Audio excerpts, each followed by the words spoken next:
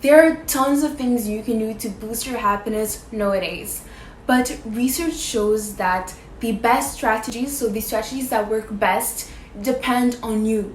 They depend on your interests, on your strengths, and on your abilities. So this is why in this video I'll share with you a bunch of strategies to try, but you can choose your favorites. Let's suppose you didn't think that you will be successful at increasing your happiness. Would you bother working hard for it? No, you wouldn't, right?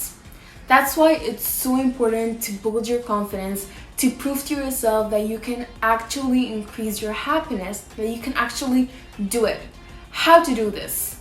Well, it's better to start with easier skills, like gratitude or prioritizing spending time doing fun things.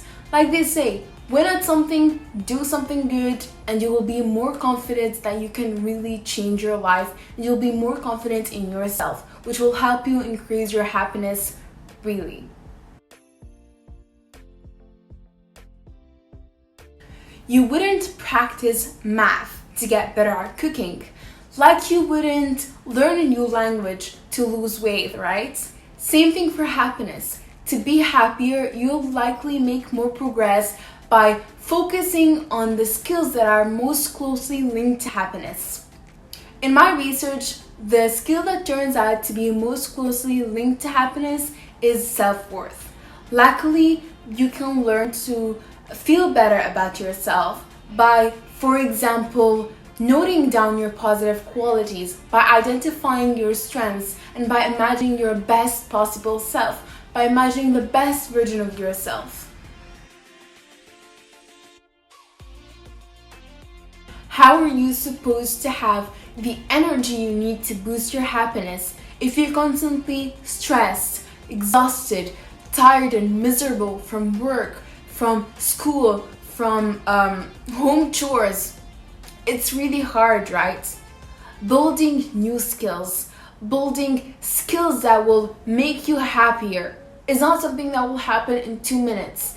It's something that requires so much time and energy. That's why it's very important to first create a work-life balance, to create a family life balance, to create a school life balance, or whatever it is. That will help you to not drown into burnout or drown into depression. That will help you create more time, space, and energy for yourself to become happier and to boost your happiness. I always talk about adopting growth mindset in my videos. A growth mindset refers to the belief that we can change ourselves. When we build a growth mindset in happiness, it means that we believe we can change our happiness. And this is super important because if you don't believe that you can increase your happiness, then trust me, you wouldn't even bother to try. Every part of our brain can be strengthened through practice. If our brains are good at remembering negative things that can happen in our lives, then it can be useful to strengthen the parts that are responsible, the parts of our brains that are responsible for remembering positive things. In other words, instead of fooling our brain with negative events and allowing our brain to remember the negative things that can happen in our lives, why not help practice and strengthen our brain to focus on the positive things and to remember the positive events that happen in our lives? Everything we experience in our lives can be a catastrophe and a bummer if we choose to see it that way. But when you decide to search for the benefits of silver linings in your life, then you'll be surprised to discover a lot more good than you thought. That's why you need to keep thinking positive. Adopt a positive mindset and have positive thoughts to decrease negative emotions and to decrease negative thoughts in order to cultivate your happiness.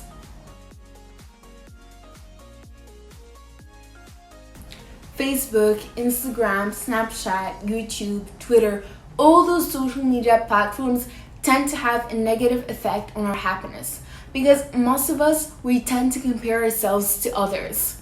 By taking a break from technology or by changing the way you use technology, this can for sure help you boost your happiness.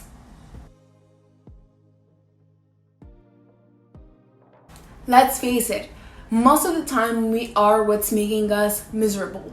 We just can't stop thinking about that sad event that happened 3 years ago, or how that person wronged us, or how our life didn't turn out as we hoped. Negative thought processes like worrying, ruminating, and self-judgment just keeps us more miserable and unable to move forward. The next time you find yourself thinking negatively, pause and focus your thoughts. Refocus your thoughts. Refocus your thoughts on the present moment or on positive things. The more you do this, the more your mind will be used to it and will do it on its own.